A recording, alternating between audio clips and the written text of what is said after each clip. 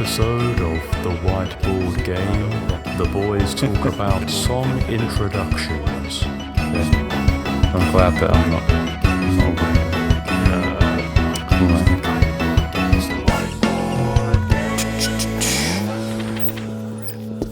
All right, welcome back to Series 2, Episode 8 of the Whiteboard Game podcast. Yeah. That's right. We're, what will that be now? 2/3 of the way through Season 2. Wow. How time flies. We're making away. Yeah. Mate, we've had a lovely time, and you, the listener, would know if you've been listening to them. Which I'm sure you have. Can you name every episode? Well, can you? I don't think I could, to be fair. So maybe not. Yeah, welcome back. We're about to crack into some great quizzing. Yeah, technically. Proper class. But before we start, as we always do, let's check in. How you doing, Fred? Well, Chris, it's a joy to be here once again on the Whiteboard Game, the only one. The only one. If there are others, which, we do invite, you got to remember this is the original. You can have so many, left-footed right wingers that cut in and score, but there's only ever been one Robin, The master of that move. I thought you were going to say Salah there, and I was a bit scared. Well, he is potentially my favourite player of all time now, Mo Salah, for obvious reasons, but you have to give credit where credit is due. No one cuts inside and hits it off the left like Robin did. The consistency was frightening. You knew what he was going to do. You just knew what he was going to do. He still did it. Anyway, that's football, and this is music. How am I, Chris? I'm well, thank you. Gives me an opportunity very early in the game to announce, which will be too late for people listening to this as their first episode, but check it out on social media. We would have posted about it by now. We're hosting our first ever gig, which is now quite literally in a week's time. What? Crazy, I know. We are the hosts. We organised it. It's at the Water Act in King's Cross next Thursday, the 25th of September. We're going to be joined by some really cool guys. We got Elfie. So cool. She's amazing. She has some lovely sparkly boots. We have Jerison and his band. Oh. Yeah, really, really fun. We have the ever charismatic Leon Tilbrook, good friend of mine. I have the same reaction every time to have no bias. Yeah, of course. You got to ooh, like fireworks. And then you have us at the end, all at the Water Rats, and I'm very excited. It's called Floating with 2 eyes because it has to be on brand grammatically. Has to be some sort of pun, of course. But yeah, that's exciting, isn't it? Yeah, that'll be very cool. Please come. My bank account is crying. I could do with money. Couldn't we all? Oh, 21st century. Speaking of Chris's bank account drying, Chris, how have you been? I've been fine. I mean, that's the only thing that I've been spending a lot of money on is putting together that gig, so no need to worry, really. It's more of a comedic remark. I need to get some water in a second. My voice is going. That's all right, don't worry. I think I might be coming down with a cold. We've had some cold, not necessarily going around the family, but has entered the family, and so will soon enter me, and I'll have to deal with that. I don't massively mind cold so long as it doesn't sit me on my arse. If Which I can do. function and have an excuse for not doing much with my day. Lovely. So that's mostly me. I wanted to address the fact that if you've been listening so far and you've been going, why does it sound different and why are they not addressing it? Am I going mental? You're not you might be going mental, but you're not going mental for that reason. You are not going mental because the arrangement currently is different. We are recording this in the evening currently. It's sort of like an idiot twin after dark. Wow, wow, Yeah. wow. Wow, wow, wow, wow. What will we do? Probably fall asleep halfway through is the most likely outcome. And the reason we are doing that is because we are unable to record in the day. Usually we will record in the lovely sunny daytime. We would. But now it is winter. But it's also because Fred is now employed. What, Fred? What? You got a job? Are you kidding me? You said the word. You got to censor that, Chris. Mate, I said arse earlier. I can say whatever I want. We are after dark. Wow. We're past watershed. Yeah, I have. But, I mean, I'm here to talk about music. And I think we can all safely agree, even if you are like a tightrope walker, it's like, what's it? Denzel Washington recently said, I'm tired of films. Don't ask me about films. And when people in the comments under that were kind of going, what? Why would he say that? And someone put it really eloquently when they said something like, oh, if you were a doctor, would you want to come home and perform surgeries? Which is kind of a bar. Yeah, that is actually, yeah. And so it doesn't matter what line of work you're in, it's all dull. And we're here to talk about music, but I am employed. And because of that, Chris and I, it's late in the evening, and you might think, oh, these guys definitely live with each other. They're probably engaged. We don't. We live actually, in the grand scheme of London things, quite a way away from each other.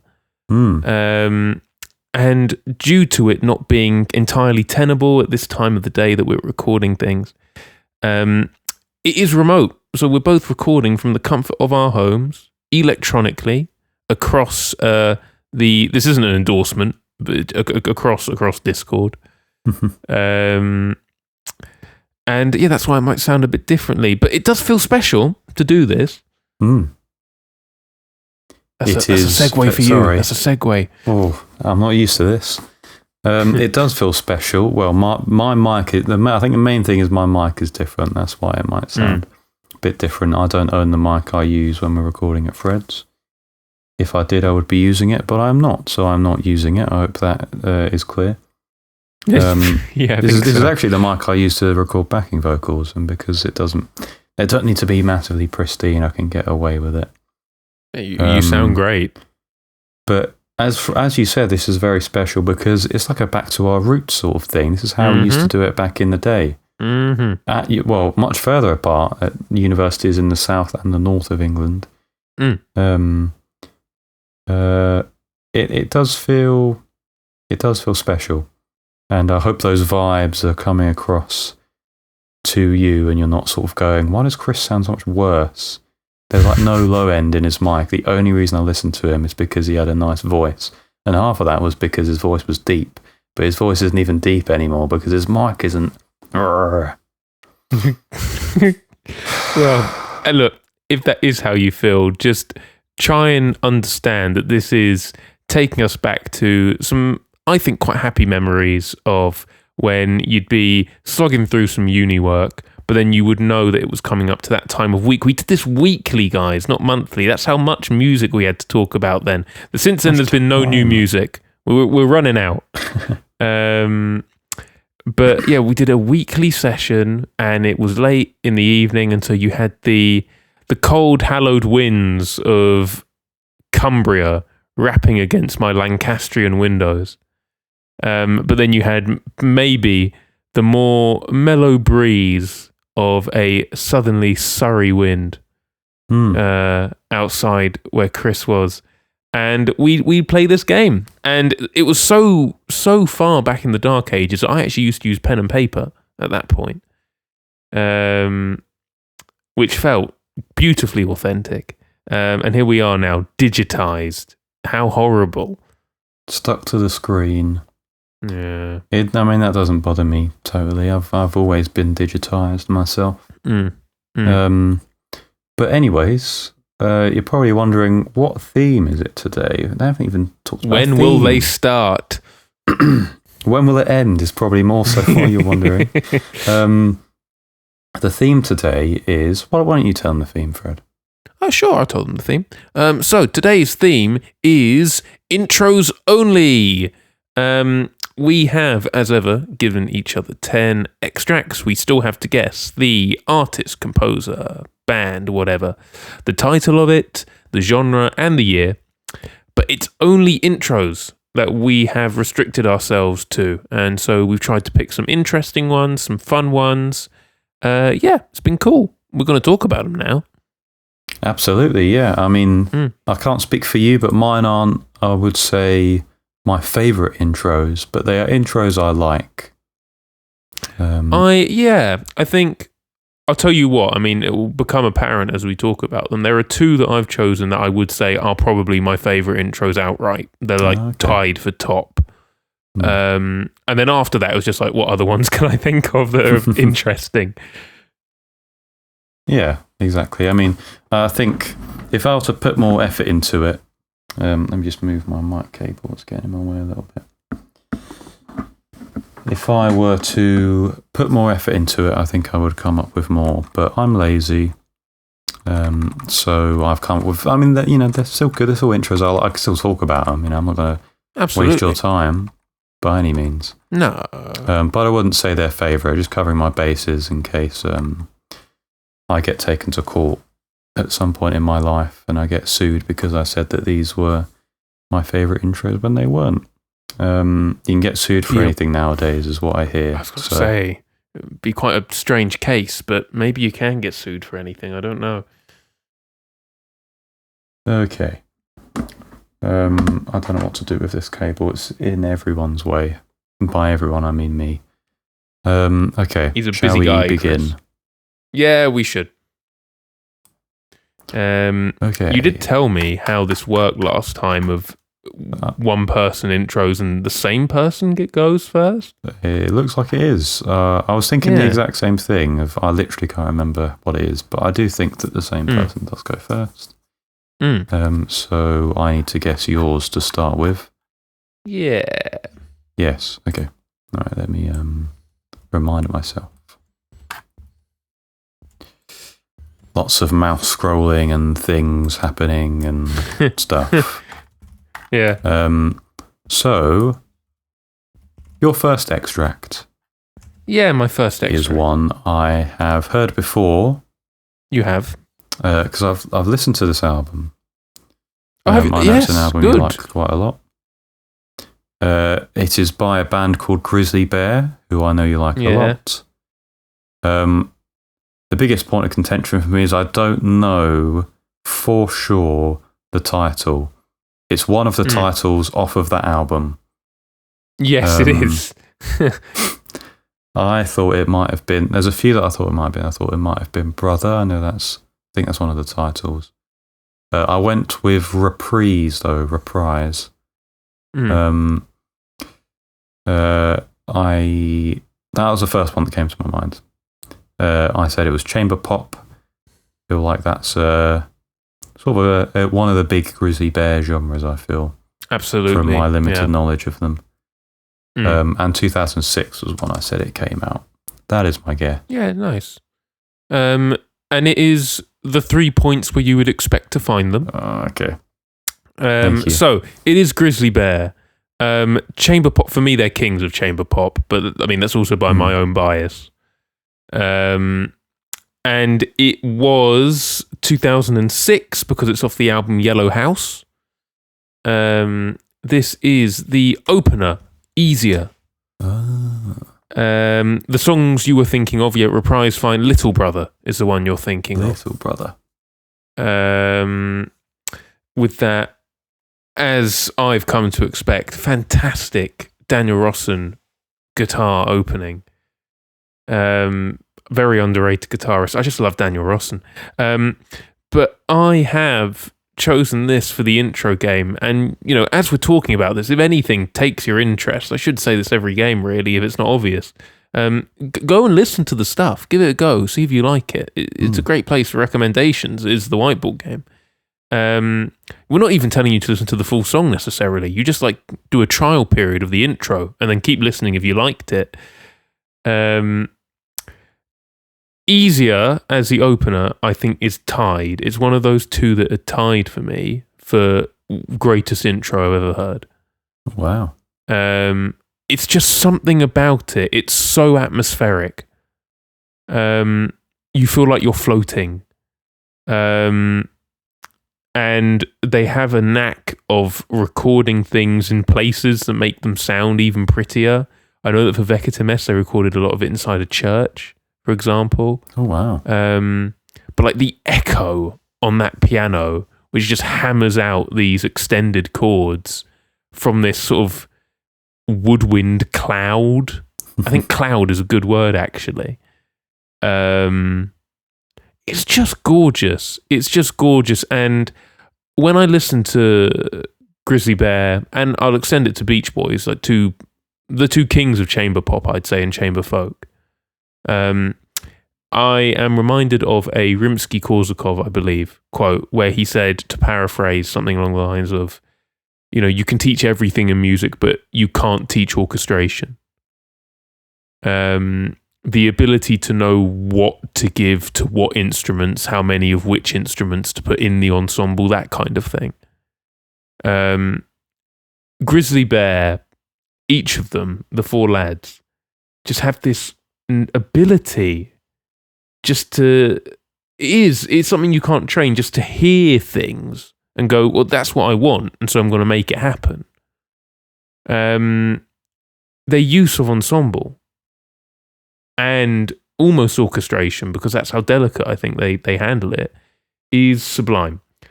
And I could talk about Grizzly Bear for a long time. I already have. But yeah, easier. Fantastic opening. Fantastic album. Fantastic band. Listen to all of it. That's 3 points, Chris. Thank you. Thank you very much.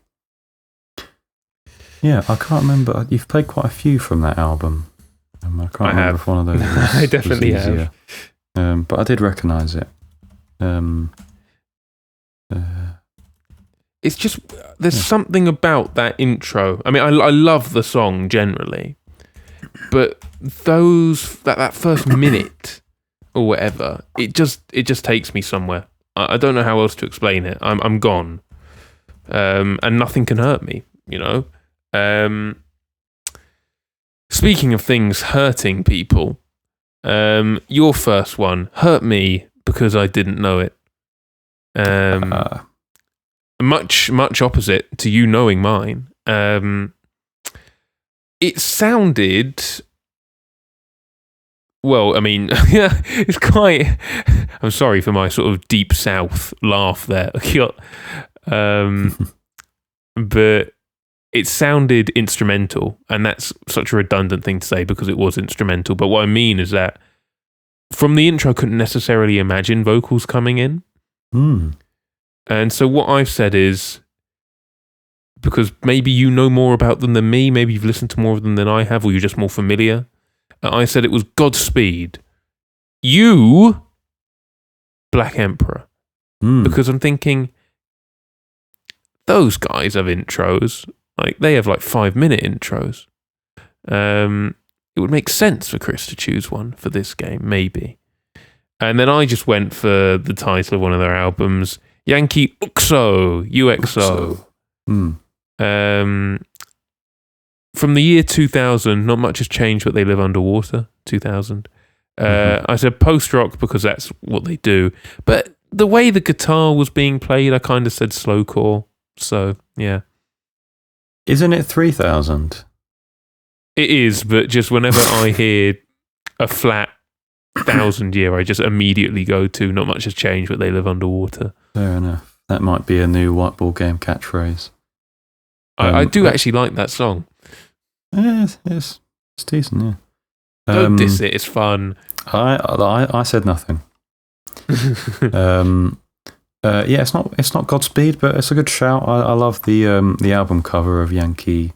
I always want to say UXO, but I feel like you properly should say it UXO because it is an acronym. Love the album cover. It's like pictures of bombs being dropped on. I'm not sure where it is. It's somewhere in the Middle East. This just in: Chris Iraqi loves War.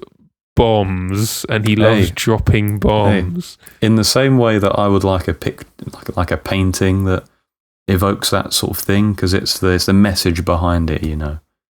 It's the same principle. It's like a very sort of visceral image. It's got a lot of emotion behind it.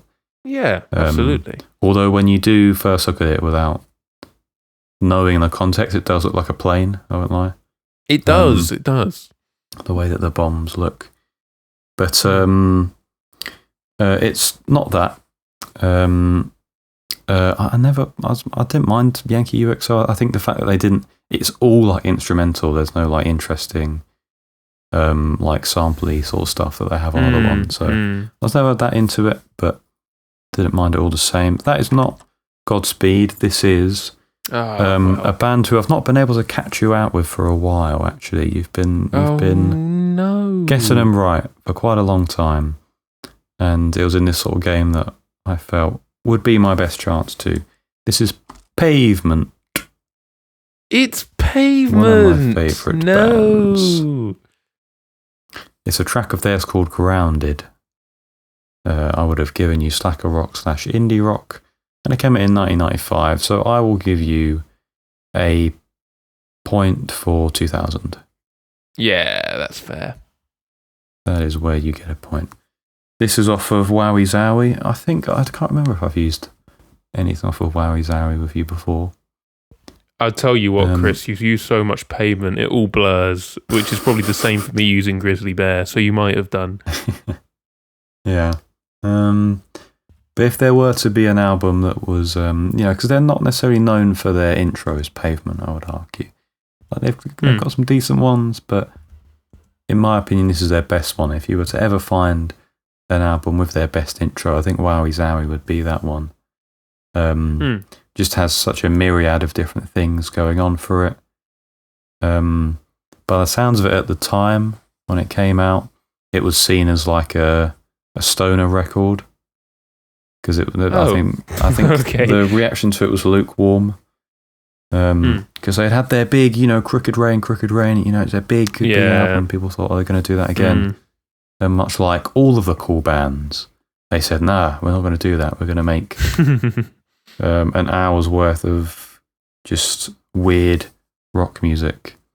And he never cited Ween as an inspiration, Stephen Malkmus, but he has mentioned how he feels similarly when he listens to a Ween album as he does with Wowie Zowie.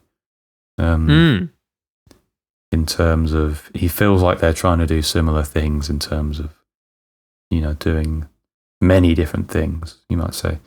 But yeah, Grounded it's one of the best songs off the album, I'll definitely have to say. I think it's a lot sparser. It's got some beautiful guitar tones, some very distorted guitar tones in the middle sort of section. But they play harmonic. I'm not sure who plays it, if it's Stephen Malkmus or if it's Scott Camberg.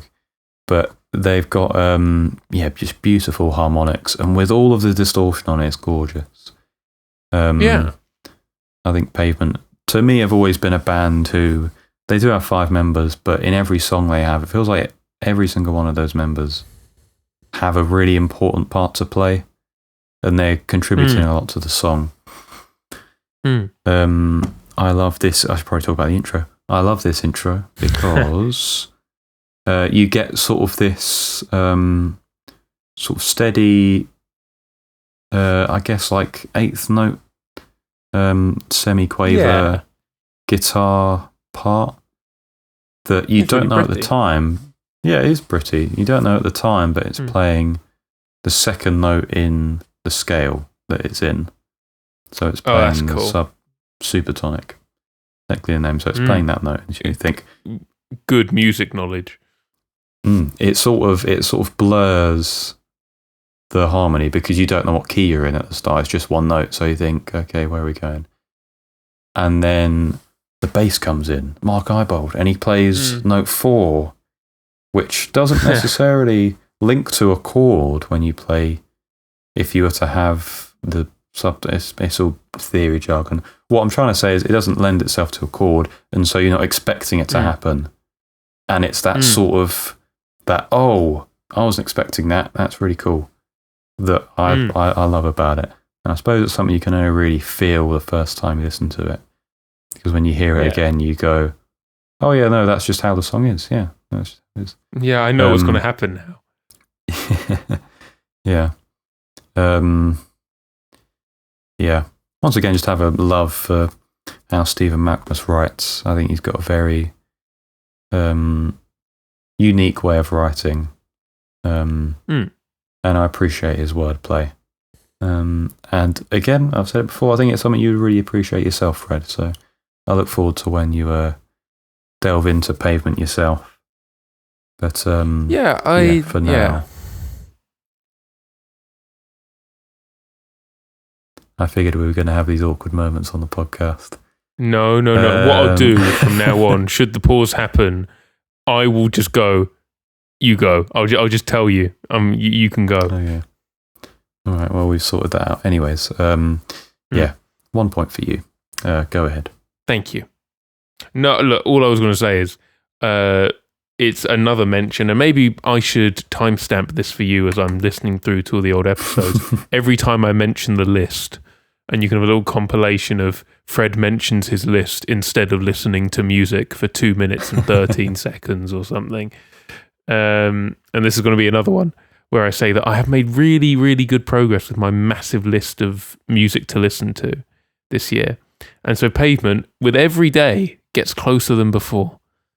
Oh boy. But yeah, no, I enjoyed this one. I enjoyed the opening. I just, maybe to me, that intro just doesn't sound slackery enough or like isolated from the rest of the song. That's I just didn't add up the numbers. Because when I listen to it, I think I can very clearly hear they're not totally synced in time. I think a lot of their slackeriness is down to their drummer, Stevie West. I feel like I've mentioned every Pavement member now for some reason. But he's not like the most in-time drummer. And in fairness to him, a lot of that is because I don't think they ever recorded with a metronome, Pavement. They like to do it like old school, where they all recorded together and then they'd add overdubs afterwards, which I think is really cool and authentic. But it does mean that at points like this where it is really sparse and it's quite slow as well, you can feel that with some of his fills, he rushes a little bit. Okay.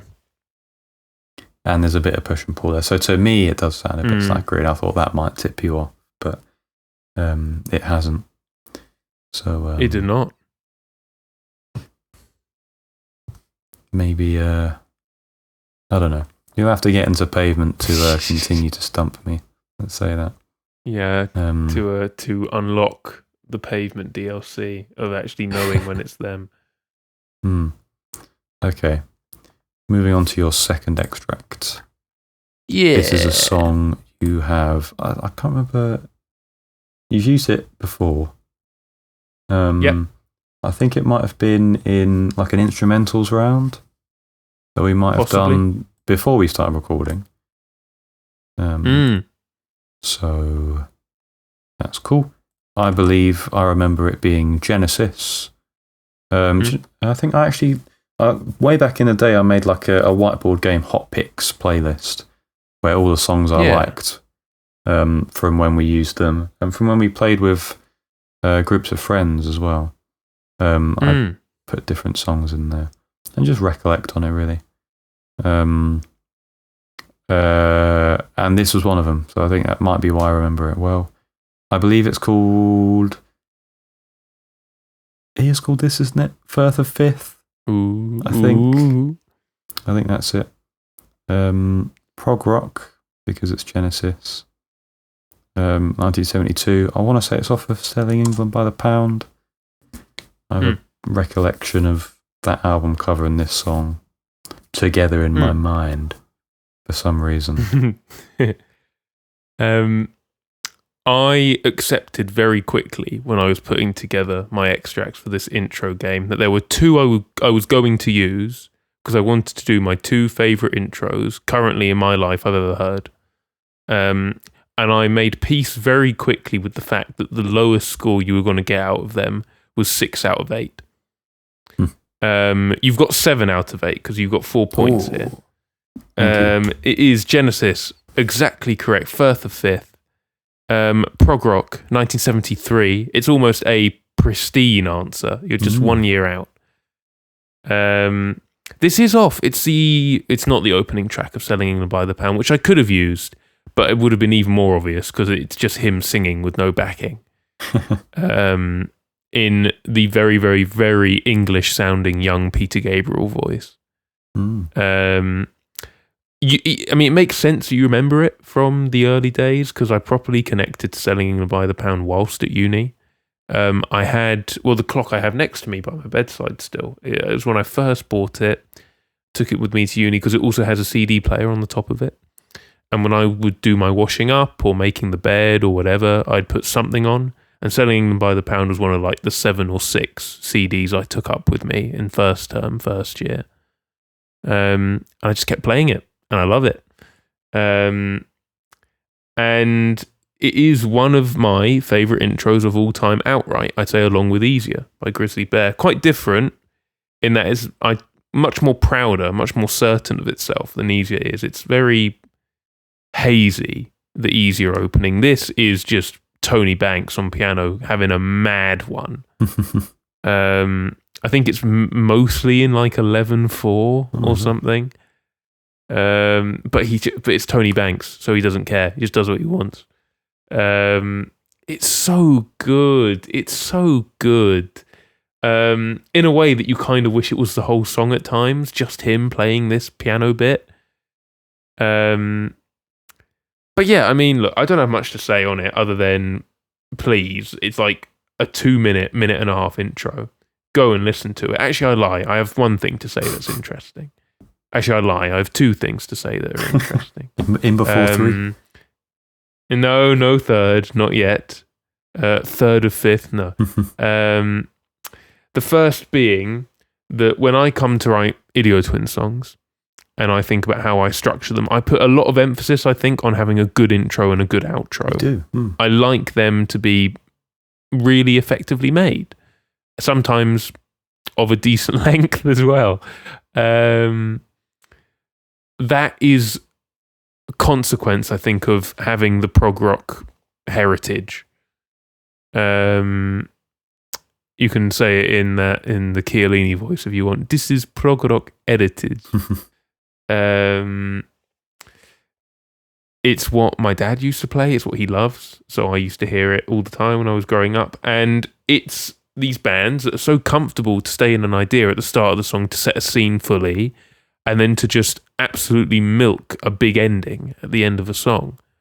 And I've got used to that, and that's why I write the way. That's how I do it now, I suppose. The second thing I was going to say is there are 2 very different eras of Genesis. I've spoken about this before.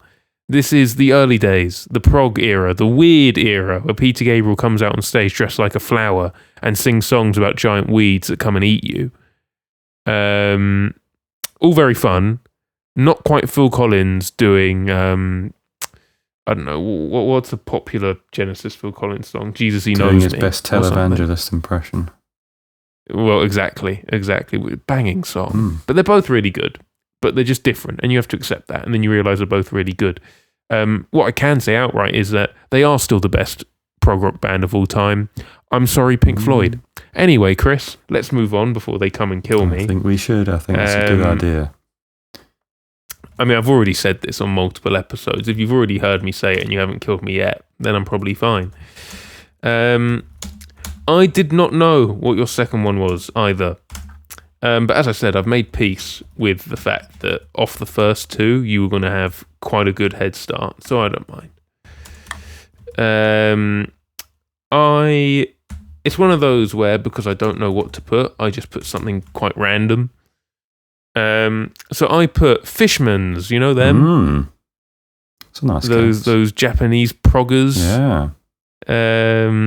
But they have a thing called Long Season, so I said this was called Short Season. Hey. 1991, I said prog rock, jazz fusion, because it sounded like there was a double bass, or post rock a bit, kind of. Yeah. There you go. I mean, that's a very good answer. You've got 2 points out of that. Thank you. Don't know how. It is actually by... actually, no, there's 2 things I wanted to say firstly. in before 3. Firstly, what I wanted to say is quite a lot of my extracts don't have singing in them, and I wanted to apologise for that. No, that's fine. And secondly, I also wanted to apologise for the fact that I didn't realise how many like distorted guitar songs I had on here. There's like you 4 have got or 5. a lot. You have, and I was like, is that really my music taste? Maybe it is. I don't know. it is this month. And the next month, and the one after that. We'll see. Okay. And the next day, and the next day. This one particularly though is by a band called Talk Talk. That makes a lot of sense. That makes a lot of sense. Yeah. And it's in their sort of later years in 1991. So you got that bang on. And you also got post rock as well, like their late post rock era. I've done all right. Yeah. Which, I mean, 91 was pretty early for post rock, so they're sort of cultivators of that in a way.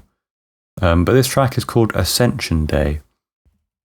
Which is off of their final album, Laughing Stock, which I'd probably say is my favourite of theirs. I've listened to all of them except respectable. one. Yeah.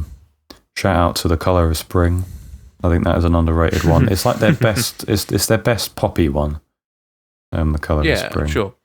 And then Laughing. Well, their last 2, Spirit of Eden and Laughing Stock, go off the post rock deep end, and just get really sparse. The arrangements get like weirdly jazzy in terms of like structure.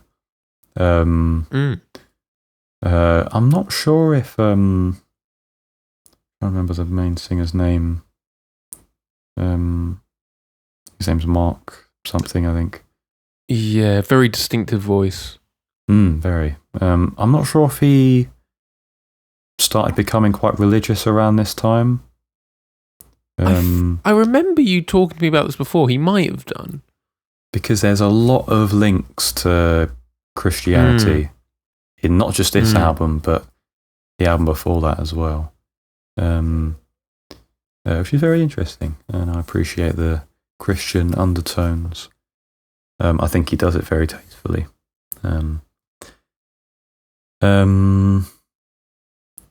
Yeah, I mean, I think what I did for this game when trying to collect extracts is go through albums on my Topster and just songs in different playlists I have to try and find intros that I thought, I do really like this intro, so I'm going to use it.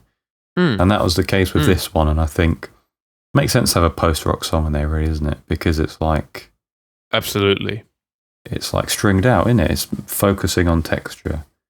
And that sort of thing. So. And I think I would most definitely say this is the best intro off of Laughing Stock.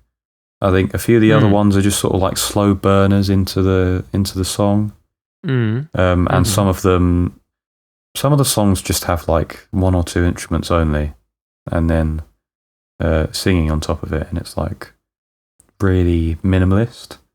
But this one is the one that, I mean, the intro is grandiose. It starts with like, you get the drums that are in 7/4, I think, and then you get a bit of like double bass on top of it, little sort of guitar noodling, and then out of nowhere, distorted guitars come in, and they're playing like proper like major 9th chords and whatever, and they're gorgeous, man. It's such a cool, epic intro. And I won't say too much more on it, but what I did want to mention is that this is another one of those songs, like, I'm not sure what Spoon song it is, but I know you've mentioned it. It cuts off at a completely random point. Yes. Yeah. Right at the end. So there's just loud guitars and then just silence. Yeah, that's fun. Weird. That's really good. It's a bit weirdly common. There's a Beatles song that does the same thing. I Want You, She's So Heavy off of Abbey Road. Yes, very true. I think John Lennon literally said, yeah, just cut the tape there. I want it to end abruptly. Yeah, he can do what he wants, John Lennon. Yeah, and so can Talk, and so can Spoon. Yep. So, yeah, there you go. Good answer by you on that one. Thank you. You did well. Thank you very much. Thank you. Yeah, my dad is another band he's fond of. He quite likes Talk Talk. You should listen to them. They're good. The List. Got to get through that list. I like I like his. I'm not sure if you heard any interviews of. I'm just gonna look him. I'm gonna give him his flowers, mate. He's a good singer. I can't remember his name. Mark Hollis. There you go. Yeah, because he's a proper Londoner. He's from Tottenham, and when you hear like interviews, he's got a proper like thick, like London accent. Great, and I appreciate that. I appreciate the thickness, and he does have a very iconic voice too, which is lovely. But yeah. Anyways. Quote that, by the way. Quote that. I appreciate the thickness.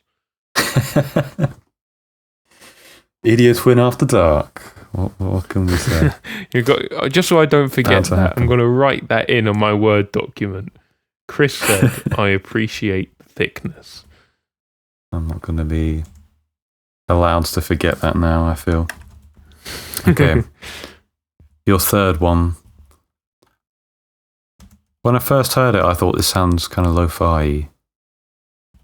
And my first thought was, I remember you enjoying a Halloween album, maybe last year, maybe the year before. By, I think his name was like Eddie Golden III or something like that. Yeah, and I thought it has those sort of vibes. But much like your first one, it felt very Grizzly Bear-y. Right. I don't know. It just had those vibes. I can't explain it. But I didn't want to guess Grizzly Bear. There was also a bit of guitar and a voice that sounded like Ed Drost to me. I can't remember if Ed Drost is in Department of Eagles, who is my guess. But I do know that Daniel Rossen is. Something's going on. He said that. And so that's what I've put. Indie rock / psych pop as the genres. And 2013. It's the year I've put. Well, I'm afraid to say that it's not Ed Drost singing. But it is Chris Bear because it's Department of Eagles. Oh, yes. There you go. He's having a blinder of a game. He's doing really well. That is 2 points to you. I mean, I only got 2 points there. Department. I know, but it's a very good answer. Department of Eagles. It's called Teenagers. It's some facet of Grizzly Bear. So of course I'm going to put chamber pop, put indie folk as well. 2008 is when this album In Ear Park came out. Very, very fun offshoot of the Grizzly Bear sound. Still retains a lot of what makes Grizzly Bear Grizzly Bear. They lean into a bit more, not much, but there's a bit more electronic manipulation at times, which is fun. And it's Chris Bear, who I want to say is the drummer, and also his surname's Bear, and he's in the band Grizzly Bear. Isn't that just mental? Almost as if it was, like intentional, maybe, I don't know. And Daniel Rossen, vocalist and guitarist and all-round wizard. They come together, they have this offshoot. It's a really nice album. It's still really nice. And I've mainly chosen this just because it's currently in the sort of songs I'm listening to rotation at the moment.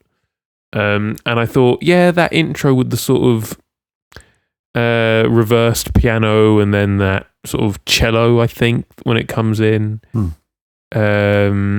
It's fun. It's quite unique. I know you said, most of my intros I've chosen for you, Fred, they don't have vocals in it. It's not that I've tried to put vocals in mine. It's just that the ones I've given, like I when I went to choose them, I thought, oh yeah, that intro's cool. And then when I went to record it, I went, I only really get about 15 seconds before he starts singing, but it's still a cool intro, so I'm going to keep it in. But yeah, very, very astute of you to notice the Grizzly Bear similarities there. Maybe I've finally hit the wall. Maybe I can no longer use Grizzly Bear. I understand. Maybe that's the limit. I mean, but if you take anything from this, please understand how much I love them, listener, and then sit at home and wonder, I wonder why he loves them so much. Maybe I should try and love them too. Then we can all love them together. Wouldn't that be nice? That is 2 points, Chris. Thank you. Thank you very much. You're welcome. Very, very astute, as I say, answer. Cheers. Your third one were some boys. Sure. I wouldn't assume. And they were. Were you? That's fair. That is fair. They were rappy people.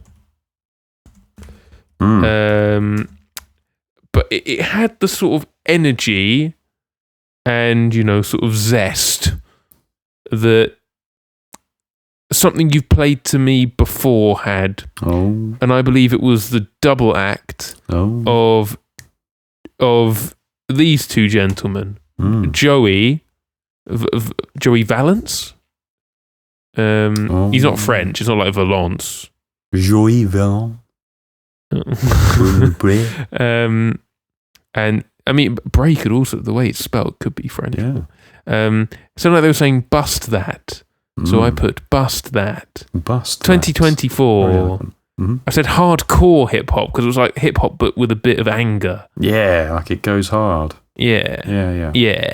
Don't take that out of context. No, I won't. Don't worry. I will give you 3.5 points for that answer. We're on to half points, folks. And you'll understand it's that time why. of day. I can't give you a whole point for. I appreciated the eloquentness of your answer, but this song is anything but eloquent. It is Joey Valence and Brae. See, I think he says Valence. I think he does pronounce Valence. But I always think Valence sounds better, so I always call him that. Valence. As in sir. Sure. Yeah. Sorry, that was a reference I just did not get. Surveillance. Oh, it wasn't even a reference, it was a joke. It was a pun. It was like a podcast. How many podcast whoosh moments do you think there have been? Anyways. What, of all time or with us? Yeah, of all time, yeah. That's quite a big number. Someone should tally that. Not me, though. Yeah. Not BUSSIT me either. Is, as in, if you were to combine the words bus and sit, put them together, that's the word, all caps as well. Yeah, hardcore hip hop, because it went pretty mental, and then 2024 is when it came out. This is the intro track off of that album. Oh, that's fun. That's cool. I won't lie, I had found in a compilation on YouTube of like my favourite albums of the best 5 seconds or something like that. And I'd known about this album and I hadn't listened to it yet, and I heard that and I thought, oh, this is actually insane. I should listen to it. And that's literally how I listened to it. It's because of this intro. This is like the whole reason I listened to the whole album. Cool. It is. I mean, if you know anything about Joey Valence and Brae, you probably know their Beastie Boys comparisons. So there's elements of that. That is and really I think valid. Yeah. And I think definitely in the very intro of this, and I think that's evident, where they're sort of trading words. Yes. Like that feels very Beastie Boys. But then you just get hit with this massive synth. It's not Massive, it's from Serum, actually. I don't think it's from Massive. It's a music plug-in pun there. It's not even really a pun. There you go. That's for a certain audience. For probably my 2 uni friends. And no they one are else. Cackling right now. But I've watched some breakdowns at Joey Valence because he does all the production for it. And he's done a few like live stream breakdowns of it. It's really interesting to see his process because I think he's very much a sort of like just sort of do it. Don't worry about if you're doing it properly or correctly. Just so long as it sounds good, then you're not doing anything wrong. Because quite literally, I'm watching him go through it, and I'm going, you know, it's almost peaking here, and I'm looking at like all of the channels that he's got, and I'm seeing, okay, it's basically all compressing like so much this is all techie speak, so I'm going to keep it quick. He mastered his music in the session as opposed to exporting it and then mastering it. I always export and then master, but he mastered it in the actual file, which I don't do. Part of that is because if you don't have a good CPU, then your computer really struggles. But it meant that naturally there's going to be, when things are so techie, I can't explain myself properly. Basically, everything is loud, is what I'm trying to say. He makes everything so loud. And to be fair, in a lot of dance music, that's just what you need to do anyway, to get it sort of pumping. And that effect works perfectly. And he speaks really knowledgeably about that. Not that I was expecting him not to be, but I think because of how like in your face their music is, you sort of don't, you can't gauge what their personalities are going to be like. But they're both just, they seem very chill, lovely chaps. Yeah, that's pretty cool. So I don't have too much more to say. They've got a new album which I'm yet to listen to. I plan on getting to it. But in the meantime, you've had a good answer there. Very, very good answer. Thank 3.5 you. points. Thank you.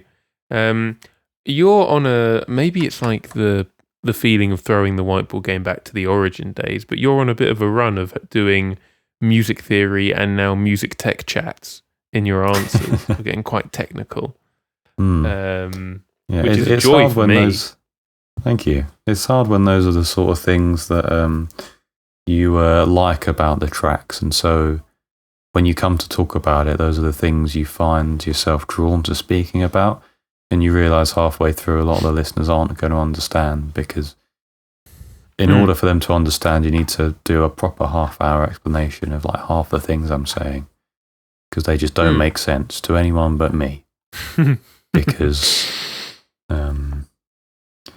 yeah, anyways. Your number 4. Yes, here's one.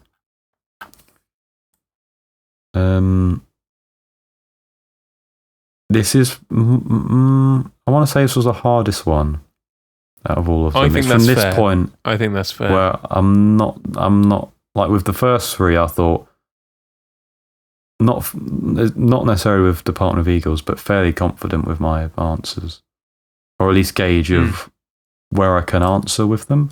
With this one, I don't. Yeah. So I've made an educated Fred guess. Okay. As to who have I heard that sounds a little bit like this that you might have used a piece from. Spoon, I thought was an educated guess. I said it was called Countdown, literally only for the reason that they counted down in the introduction. Yes. There's an element of that felt a bit lo-fi as well, so I thought, oh, maybe it's like from Transference, maybe, where they play about with all that stuff. But I don't know. Indie rock, 2011. It is a very good Fred guess. It's a very good Fred guess. I will ask, just out of interest now, have you listened to Transference? I have not. I'm not good at getting to I music. think you find I've it told really myself interesting. I'm going to listen to. I'm just so excited to hear if you do actually find it interesting or not. After I've said, for the producer or the technician, it's really, really like it must be quite a journey to listen to every single weird choice they make on that thing. But here's the answer for this one. This is Swans, Michael Gira's Swans. It is called A Little God in My Hands. I put all of these genres, experimental rock, post-rock, totalism, and punk, because it feels a bit punky. Yeah. And I said 2014. So that is I'm going to give you a point for the year. Ooh.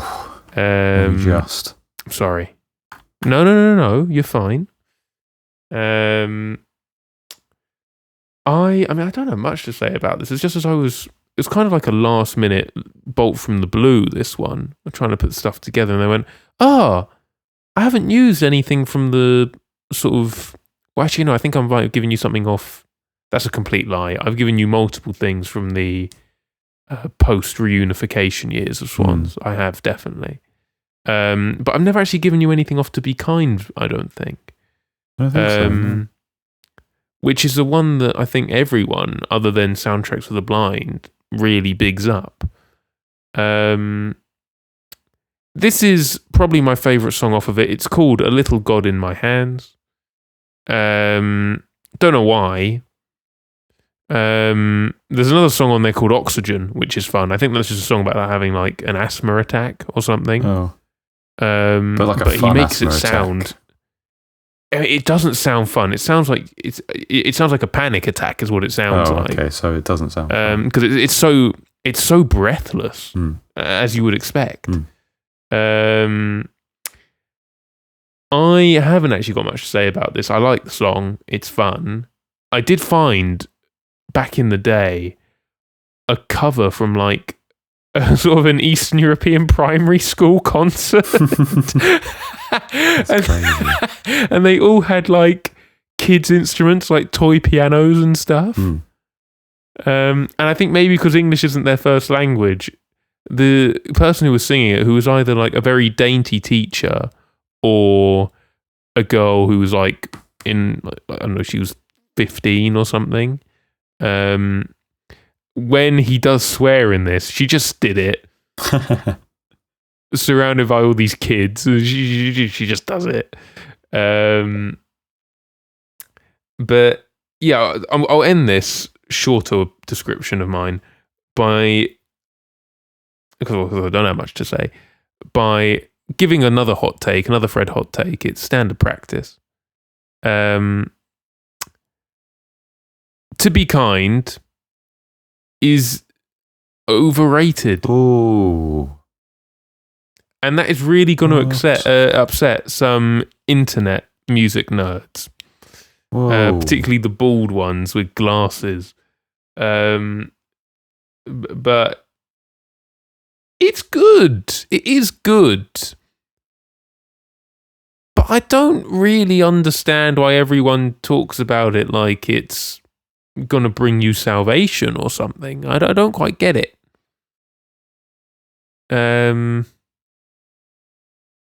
I will leave it there because I actually don't have much. That kind of, the fact I don't have more to say kind of tells you everything you need to know about my opinion, I suppose. I like it, but like, you know, it's cool. I have 1 no point. words. Thank you. I have no words, mainly because I haven't listened to the album, so I cannot comment. Soundtracks for the Blind is, in my opinion, superior by quite a bit. Well, there's more music on it, so more stuff. Well, to like. it's just more varied as well. White Light from the Mouth of Infinity. Hello, come on, that's an album. Your number 4. Yeah. I knew who this was. Couldn't remember the name of the track. Couldn't remember the name of the track.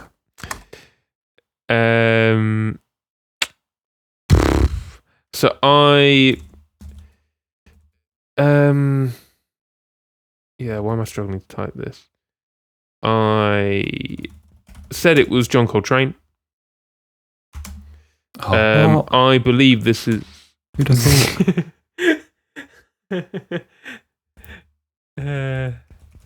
I thought this was off his album, A Love Supreme.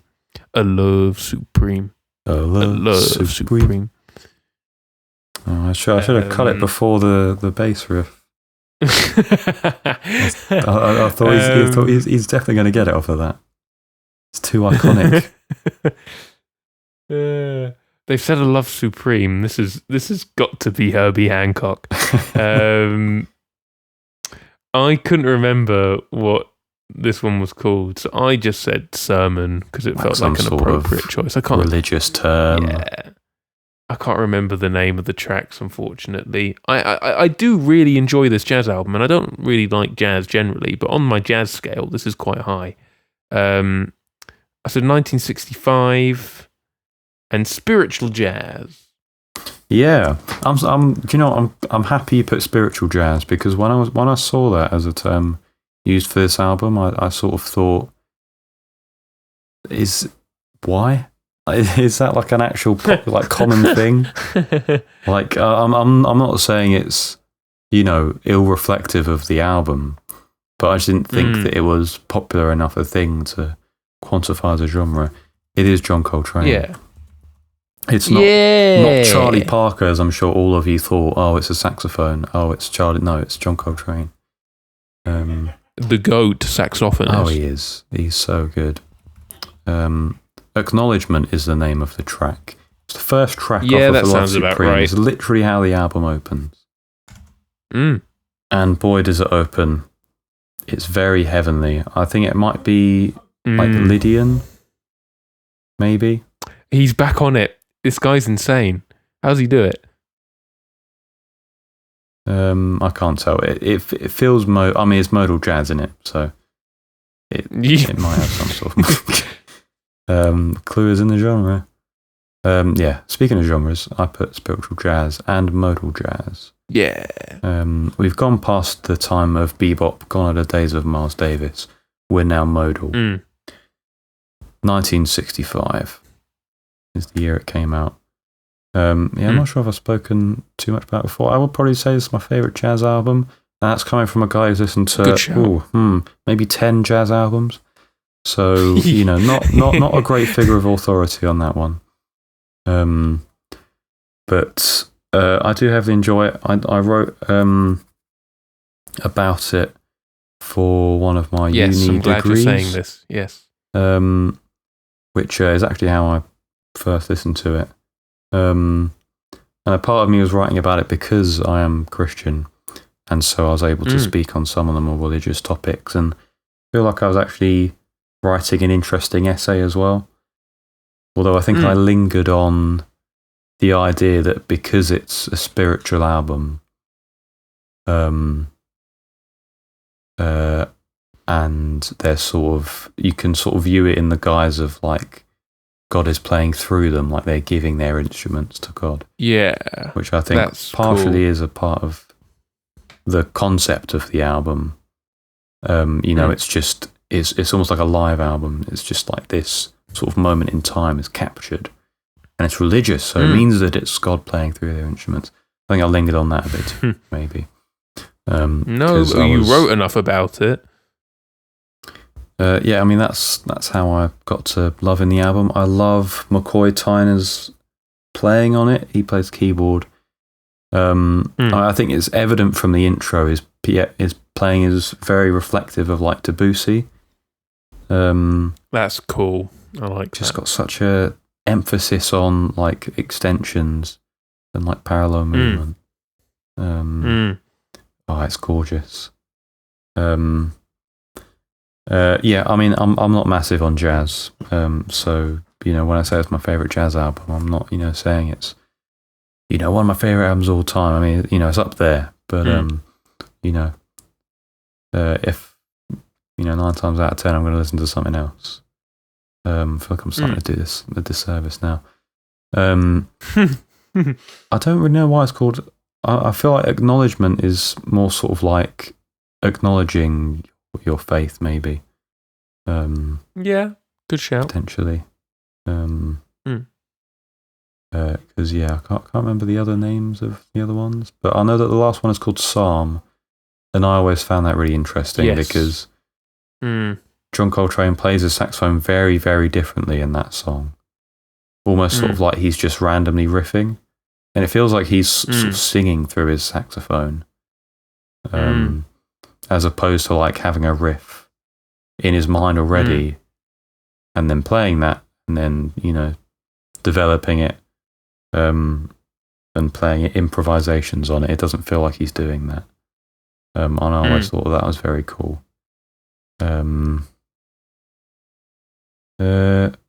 Yeah, not got much to say. I haven't listened to any other John Coltrane albums, so I'm not going to say it's his best. He's got some absolute thwackers, so I'd be doing myself a disservice if I did. So, yeah, there you go. You get Thank you. 3 points. Good score. Thank you very much. Thank you. Got 2 very quick things to say. I am also going to chuck in a recommendation for the Coltrane album. My Favourite Things, his version of that. I've heard good things. Is so delightful. It's so delightful.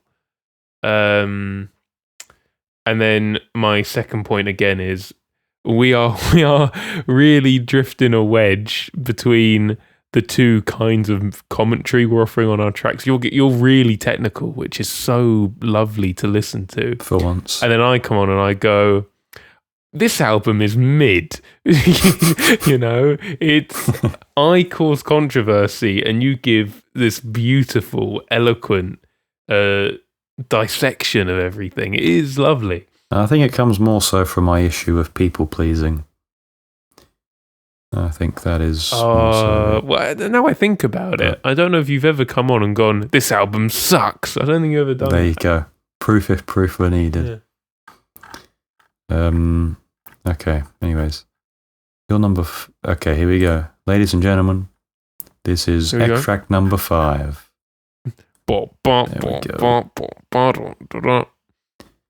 This was a very pretty one. Yeah, it was. Once again, no singing, so no gauge on who it could be. I've made a very rogue guess. Slightly based on something like... You've used extracts by this person before, but I wouldn't say that they're a favourite musician of yours. Okay. I've guessed M83. Because I sort of thought it doesn't really feel... I can't tell if it's like a band playing it or if it's like one person, like a producer. I couldn't tell. I guessed it was called As the Sun Sets. No reason. Literally no reason. Just came into my mind. Pop rock. Not really an M83 genre, so maybe I'm sort of scattergunning this. And then 2013. Here we go. Okay. I'm going to need to have a think. I'll show you what the answer is, but I'm going to need to have a think. This is by a band you know, called Sigur Ros. And it's called Hoppipolla, I think is how he pronounces it when he says it eventually. I put chamber pop and post rock because it's Sigur Ros. 2005. This is off the album Tack. Which, having listened to quite a few Sigur Ros albums, it is my favourite one, I think. Because it straddles the line really well between these just sprawling ambient post-rock pieces, but also with a pop element as well. Which makes it incredibly listenable, because it's still daring and trying to do things, but it's also catchy at the same time. I completely agree. So you get these real moments of beauty in digestible packages. I come back to the whole Grizzly Bear orchestration thing. It's this ability just to know exactly how long to make the idea.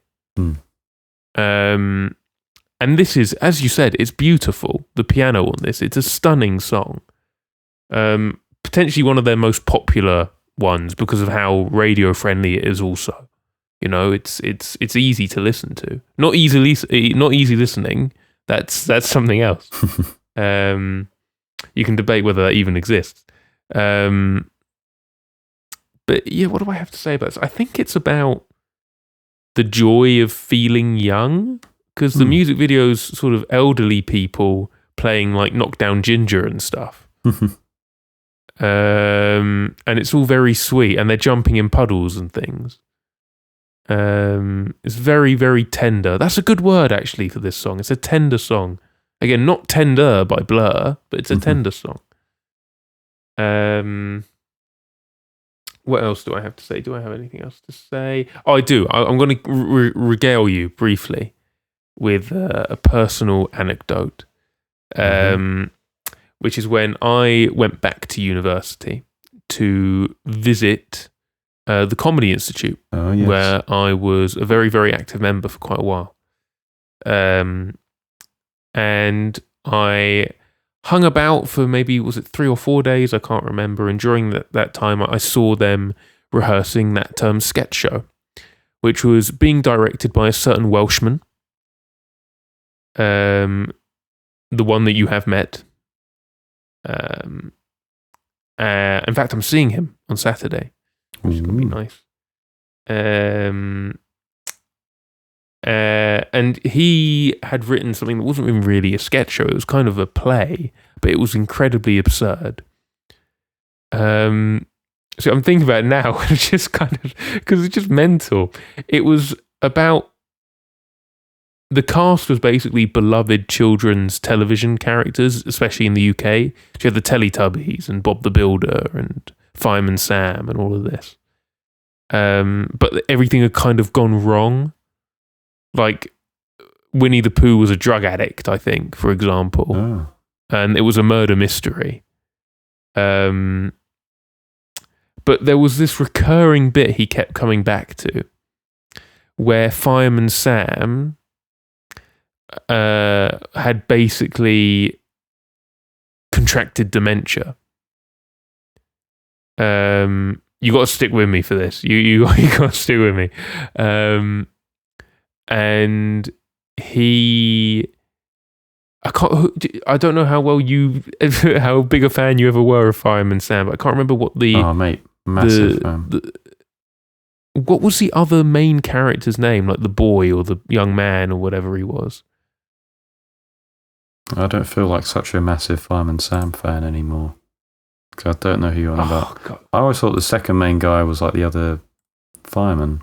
I can't remember the name of. Oh, maybe, I don't know. If you can remember any names, I might go, that's it. Nah. Was there a Ben or something? Yeah, I think that was the other fireman, I think. There you go. Okay, Ben, so yeah. It wasn't a young boy, it was the other fireman, it was Ben. So Fireman Sam is getting dementia, and so in between all the absurdity of the play, he has these like interlude scenes where Fireman Sam is in the care home and Ben keeps coming back to visit him. And with every time he has this recurring interlude scene, Fireman Sam just about starts to remember who Ben is that bit more, even though he's deteriorating. And then the final scene of the whole play, once the murder mystery's been resolved, and it's all been a bit grotty, and it's all been your favourite kid character, and you're like, oh God, what's wrong with them?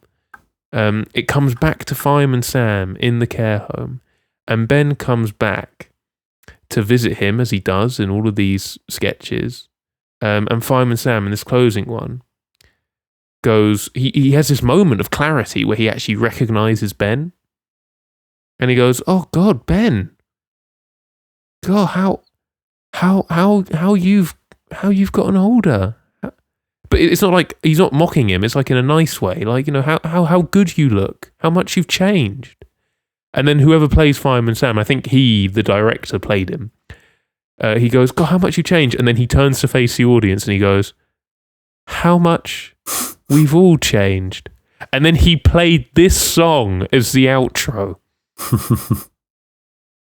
So you got to imagine that piano melody fading in after the most chaotic, in many ways stupid thing you've ever watched has just finished. You've got Fireman Sam suddenly having this incredible moment of poignancy out of nowhere. And then you get that piano hit. And I think it would have been quite effective if it wasn't so ridiculous. But that's my personal anecdote. Try and actually envision everything I've just said in your mind. Bet you can't. Bet you can't. Because I'm feeling nice. Maybe the tiredness is starting to set in the later we go. The After Hours Video Twin episode. I'm going to give you a point for the genre because it is pop and it is rock. So, have it. Thank you. I appreciate that. You're welcome. Yeah, I was going welcome. I was going to agree with you on the fact that I feel like Sigur Ros are like a band you can recommend anyone because they're not hard to listen to, but they're interesting enough for people to go, this is quite different, it's quite interesting, and they're just good like that. They are just good like that. They got a lot to offer. And then if we're mentioning Fireman Sam, I have to say, firstly, I was wrong. That's not Ben, isn't his like mate or anything. His mate is his name's Elvis Cridlington. What a name!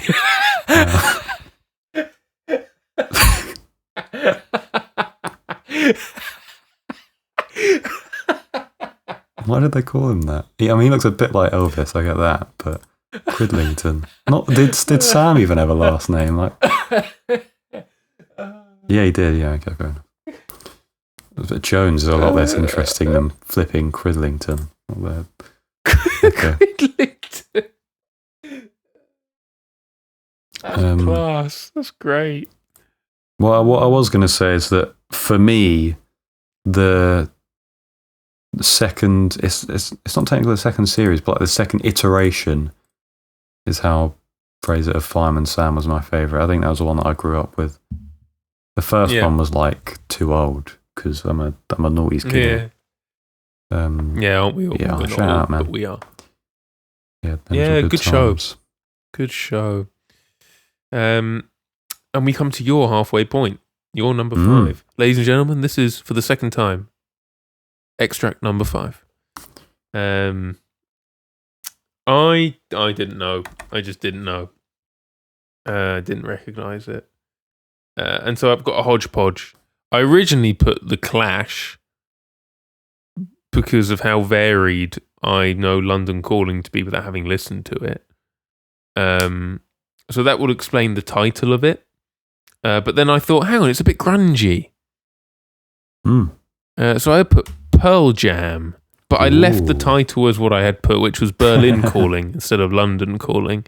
I said 1995, which is, not even the Clash's years, but, as I said, hodgepodge. I said hard rock, punk, or grunge. Cool. I'll give you a point. That's very generous. Thank you. This is, I mentioned this band earlier.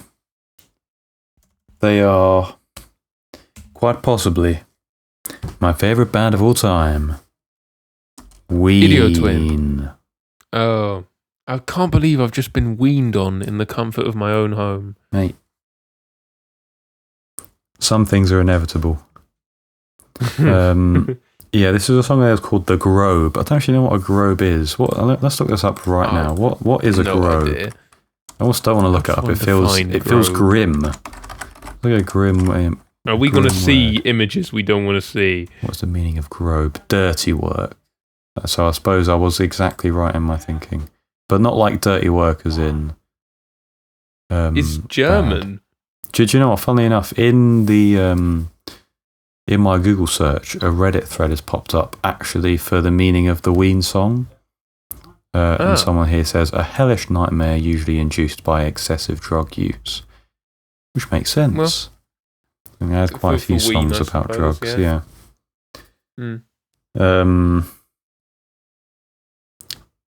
So I suppose this song might be about drug use. And I suppose that makes the genre make more sense as well. Stoner rock is what it said it was.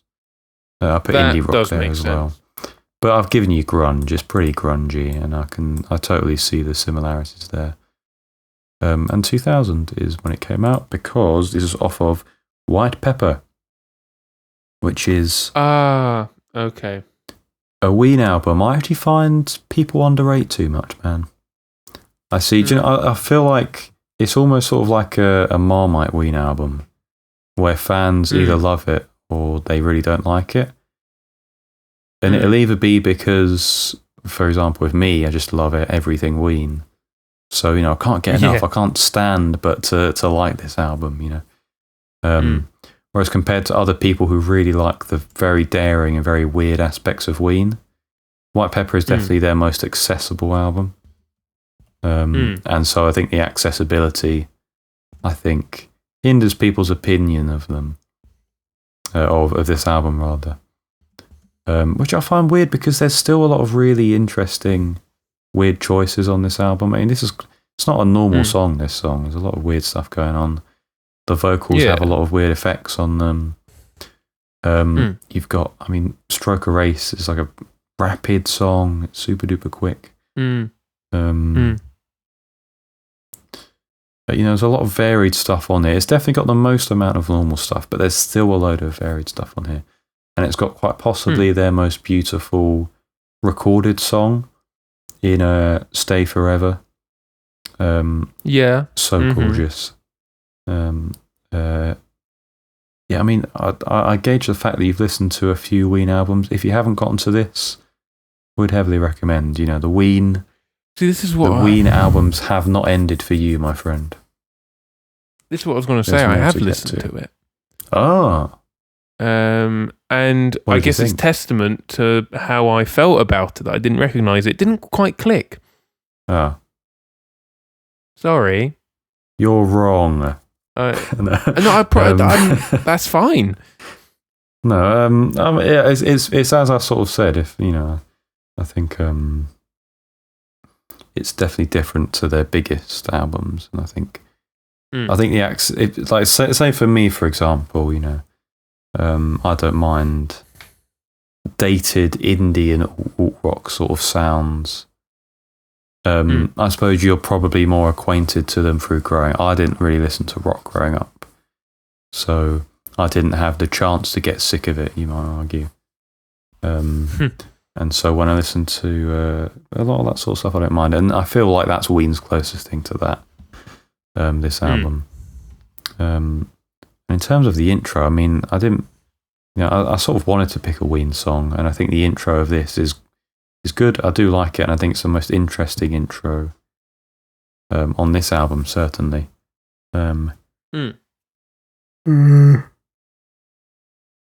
It's just really ferocious guitar. I've used so many distorted guitars in this game. 2 so far, but we're going to have 2 or 3 more in the second half. So yeah, don't have too much more to say. Good song by a good band. Yes. If you're looking to get into Ween, start with White Pepper. It is most definitely their most successful album. Good shout. Yeah. And if you like, if you're sort of like, this might be a bit too normal for me, but I like the weird sort of stuff on it. Go deeper. That's where you're going to really, you know, sink your teeth into. So enjoy that. With that, I think we've come to the halfway point. The halfway point. So we will say goodbye for now and endeavour to see you in the next half. Will you come back? Yeah, consider this half as the intro. Ooh. And while you I can't speak. While you have a think about that, we're going to close off this part and get ready to record the next part. Thank you for joining us. We'll see you in the next half.